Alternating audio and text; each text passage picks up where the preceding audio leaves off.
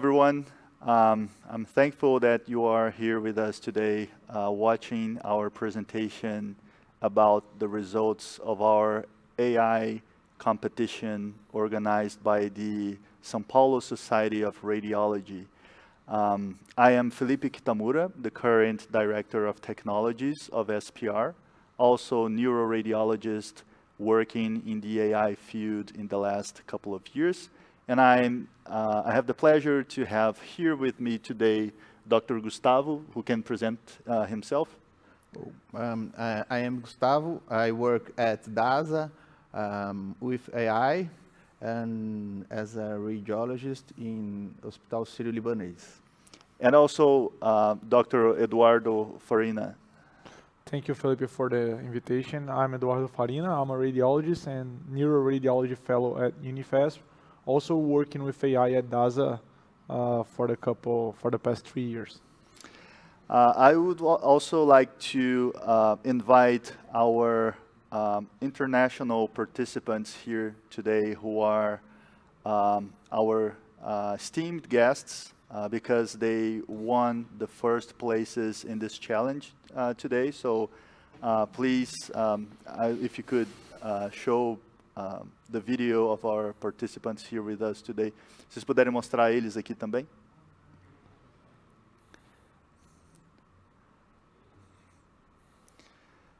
So thank you so much for staying here with us today. I know you are logged in for a while here waiting for this session. Thank you so much for attending here the session with us today. I will just do a very brief presentation about the AI challenge we organized, and then we will open to discuss some of the topics related to the competition with you three that are here with us today. Is that okay? Okay, so let's go to the presentation now.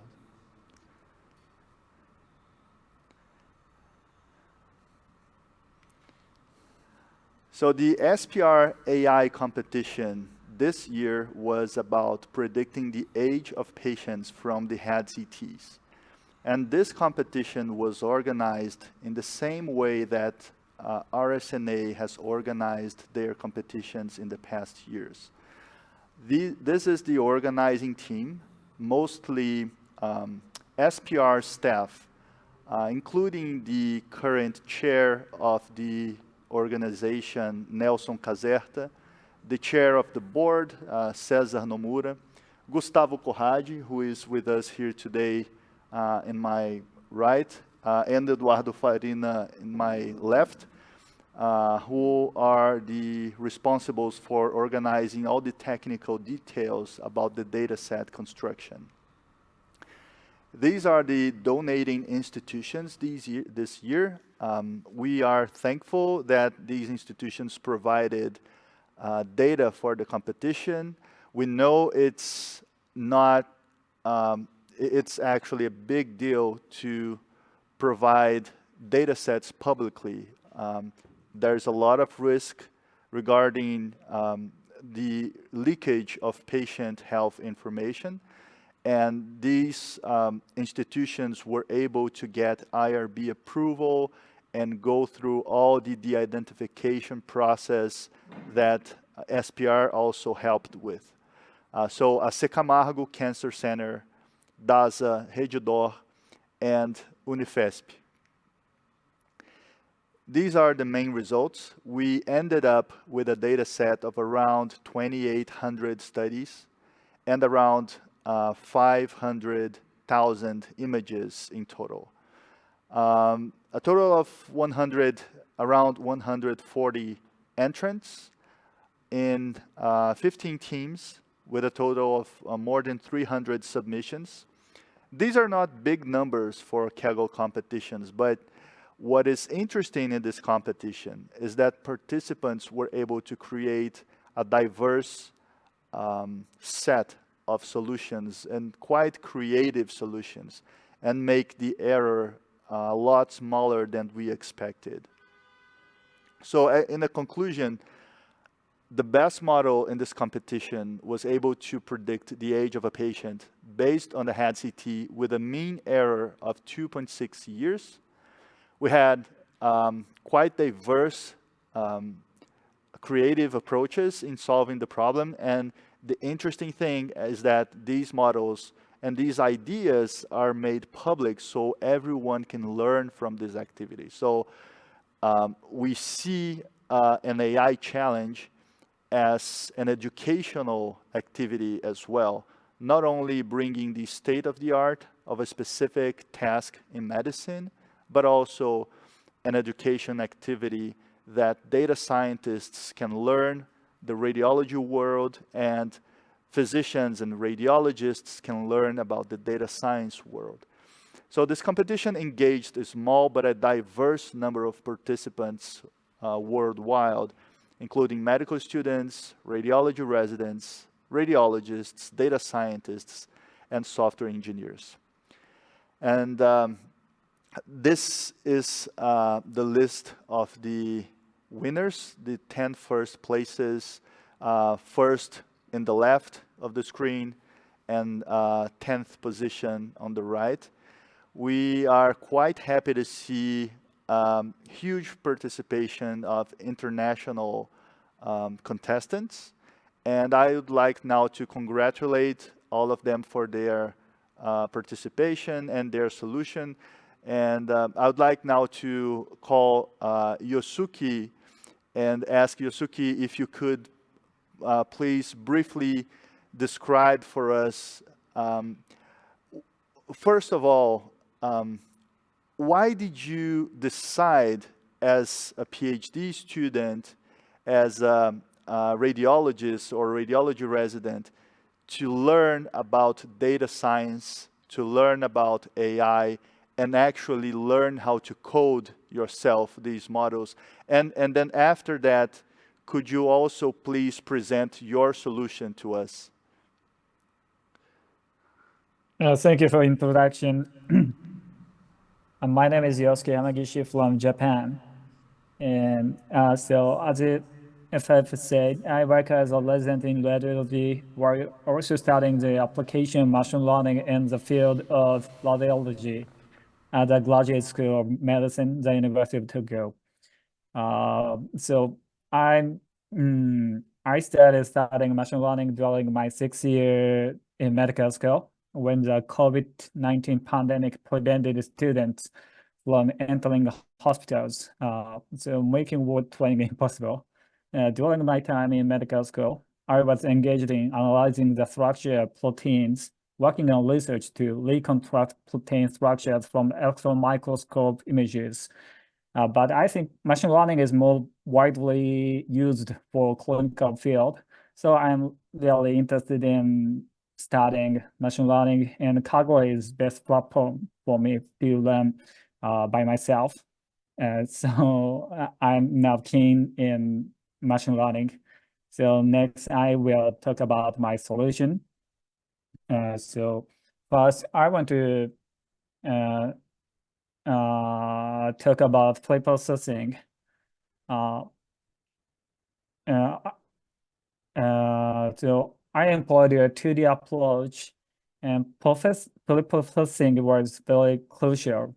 I applied winnowing techniques, stacking images in the channel direction, using brain tissue, bone, and soft tissue. So 3 settings is used for my approach. To remove unnecessary noise, I implemented rule-based processing, leveraging the high CT values of bone.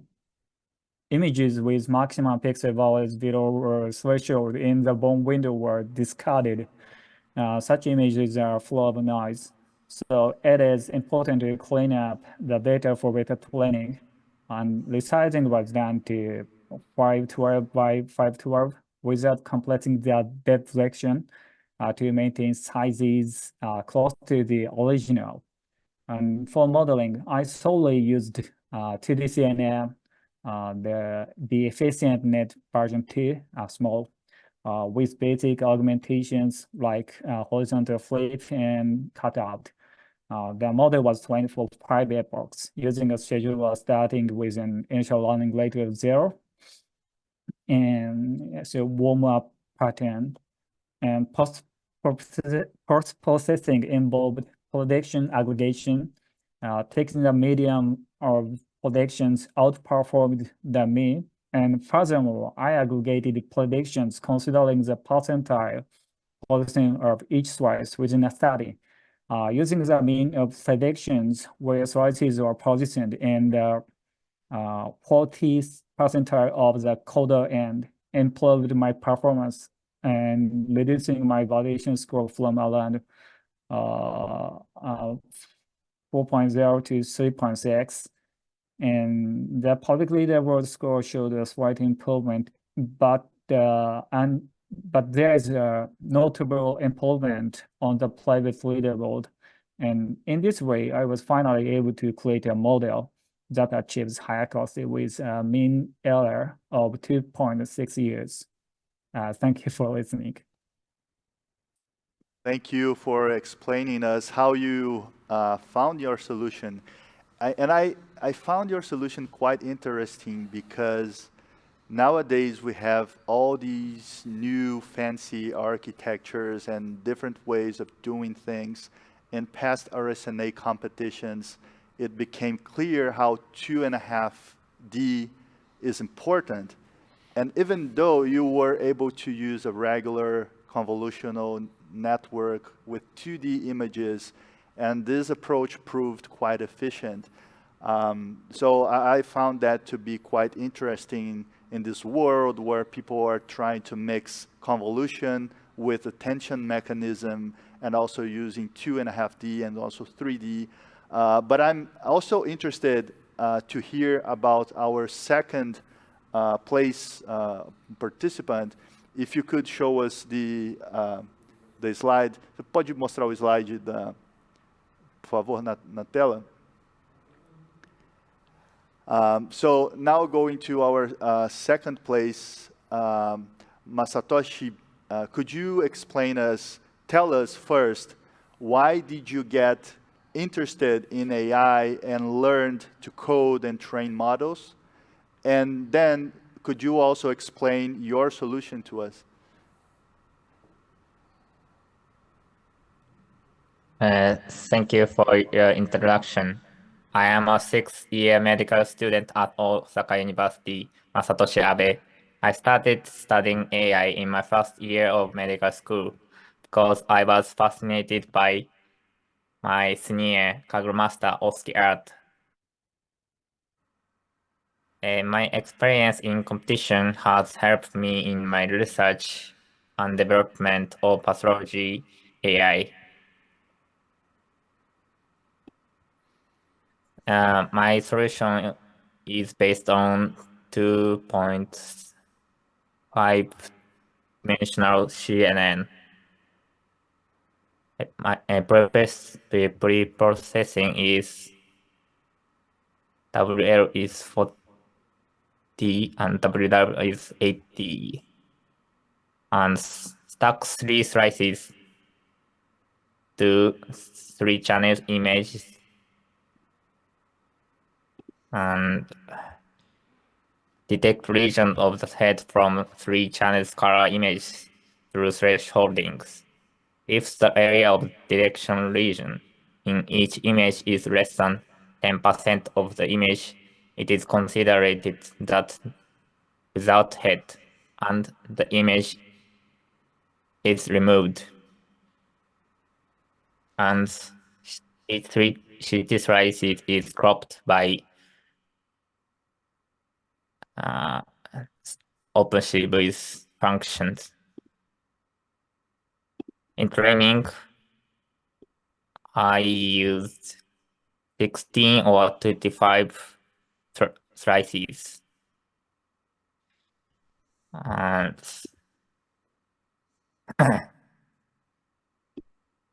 256 and images are fed into efficient net bit large or max bit small.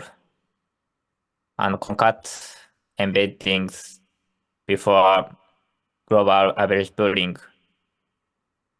And the concat features are fed into gap and FC layers. I use binary cross entropy as a loss function. Target is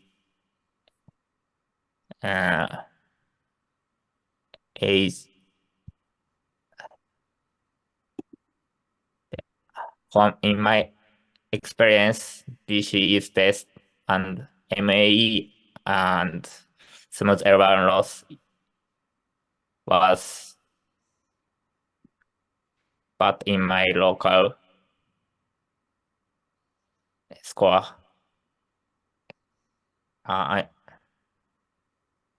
use tenfold median ensemble and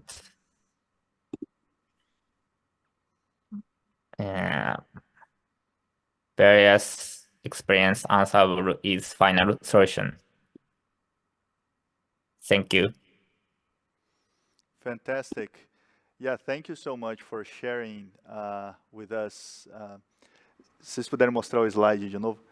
We're just showing the slide again here. So I found it quite interesting. 2.5D, I think it was a good choice since we have seen that it works pretty well for medical images, specifically head CTs. Congratulations for your results as well. One interesting thing I found is you used stratified K-fold, group K-fold with 10 folds, and you did an ensemble. But the other solution just did a simple split in training, validation, and test, which is very, very interesting for me to see how quite different approaches might have very, very good results. So thank you, Masatoshi, for showing us your presentation. And I'm also quite impressed that you are in the healthcare field, but studying in such a deep level about deep learning and learning how to code yourselves, which is something that we incentivize a lot here and something that Eduardo and Gustavo will talk later on too. But now I would like to call here the third place in this competition, Maximilian. Se vocês puderem mostrar o slide mais uma vez. So now I'm calling here to talk to us, Maximilian. I know you are a software engineer, so I would expect that you know all these kinds of things, but I'm intrigued to hear from you, Maximilian. What made you interested in solving a healthcare problem instead of other competitions from other industries? And if you could tell us a little about yourself and then a little about how you solved this problem. Sure, I would like that. So my name is Maximilian Pfeiffer. I also go by the alias of Scalp Online when I'm under my programming alias, and I'm a software engineer, as you said, and have no actual training in the medical field, machine learning, or even statistics. But I was always fascinated with machine learning, so I started fumbling about with, I think it was GPT-2 in the beginning, fine-tuning it to solve the problem of generating new music by reading and training on MIDI files. That worked somewhat well, but nowadays I'm thinking about creating my own sequence-to-sequence model to solve this issue. We'll see about that. But the reason why I chose to participate in this competition was because the task itself, the problem, was very close to my expertise when it comes to my experience with machine learning. So what I've done is I've looked at the problem, saw, okay, we've got a bunch of 3D images in essence, and we are supposed to predict a single target. And I thought, okay, well, I have got some ideas how I could solve this with my own kind of architecture. I could have tried to implement this using existing architectures as well, but I find it more enjoyable to build your own architecture. And I also believe that creating your own architecture gives rise to potential insights into new ways of creating architectures, not relying on the good old trusted systems, basically. Not to say that they don't work, evident by the fact that we have a place 1 and place 2 using EfficientNet.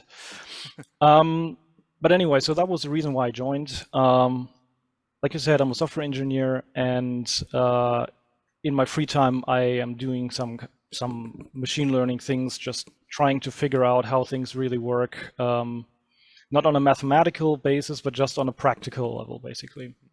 So what I did was, after I understood the problem, I got myself into researching the topic more because, like I said, I have no medical background. Of course, as a layman, I know about CT scans, but not in depth. So I first had to understand how the DCOM file structure works. After I did that, I got into the realm of windowing, which was at first a bit intimidating, but then I realized that it's not as complicated as it sounded. For my machine learning model, I used PyTorch, and I decided on a single windowing for the scans with window center of 40 and window width of 80. I thought that most information is going to be inside the brain structure as a layman, like I said. And anything else about the structure of the head can still be represented by fully bright pixels, basically, surrounding the head. And that's what I went with. So what makes my solution vastly different from the first two places is the fact that I used a 3D convolutional neural network, completely 3D, since I intuitively thought that the connection between the slices actually make for a lot of information. And so I went about and knew that I had a couple of building blocks that I really wanted to implement to see how they perform in real life after doing some toy examples. And one of them was a very novel activation function called aptX, which in essence tries to be a more computationally efficient version of MISH by using 3 parameters, some 10H here and there, and goes with it then. And it actually is quite computationally efficient compared to MISH itself. What I did then was I thought, well, we've got like 3 parameters. Why don't we make the model learn that? And after playing around with this, with some sliders in Desmo's graphics calculator, I realized that the 3 parameters can lead to vastly different shapes of activation functions. And so I decided I'm going to let the machine learning model actually learn the preferred parameters per channel, which of course increased training and parameter size, but I thought it was worth a shot. And turns out it actually did find completely different activation functions. Now, what I then did is I wanted to include some kind of attention mechanism. Like I said, I started with GPT-2 and I was fascinated by the idea of attention layers.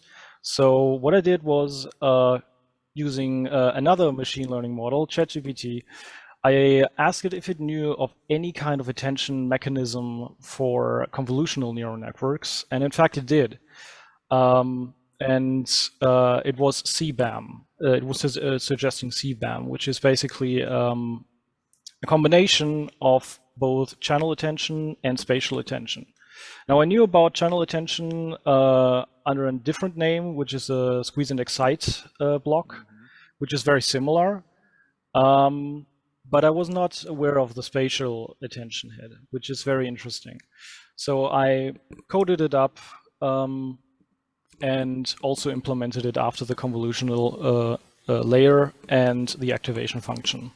Used some group normalization as an instant normalization in essence, just to stabilize training a little bit more, and decided to take, if there are multiple CT scans of the same patient, to take every single sample, every single scan, and process them in parallel by putting the scans into the batch dimension, decoupling it from one another, basically. But this allowed me to train the model a bit faster than sequentially processing the individual scans. And at the end of the model, I'm actually getting the mean prediction of the scans, if there are more than one, of course. And I was surprised that it actually worked that well, especially given the fact that the model has only a size of 2.3 million parameters, which in comparison to Yosuke's solution is about 10 times smaller, and compared to Masatoshi's solution, a bit, I think it is, let me think, about 50 times smaller.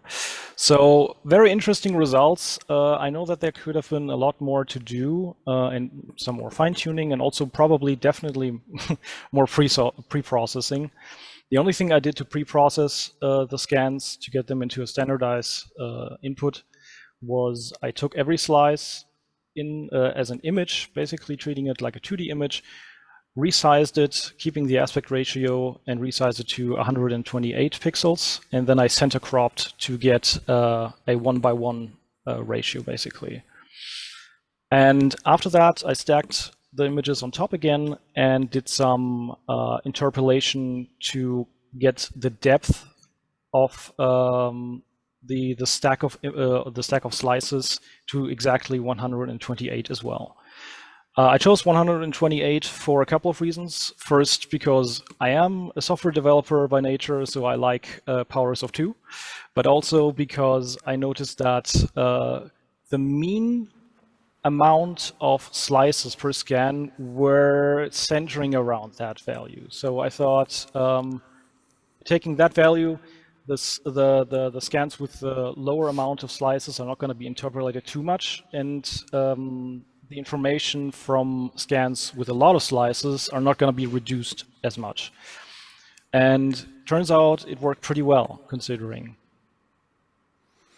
Excellent. Wow, I'm really impressed. And, you know, your solution is quite neat in the sense that this is actually the first time I see someone using a custom activation function that has learnable parameters that are updated during the optimization process, like the other parameters of the architecture. This is quite interesting. 3D, you know, we have seen people doing that before, but you did it in a very interesting and different way, and also using attention mechanisms in different dimensions. And you were able to get a quite smaller model and a result that is very close to the first and second places, which makes me think that sometimes in healthcare, if we do need a lot of precision, that's okay to use the largest model we can. But sometimes we need faster inference time. We need lower cost doing inference on CPU instead of GPUs. And that's where models like yours come into play to reduce costs and make the deployment of these models easier. So congratulations. And this is why I mentioned that I was so happy to see this diverse set of like quite simple approach like Yosuke and also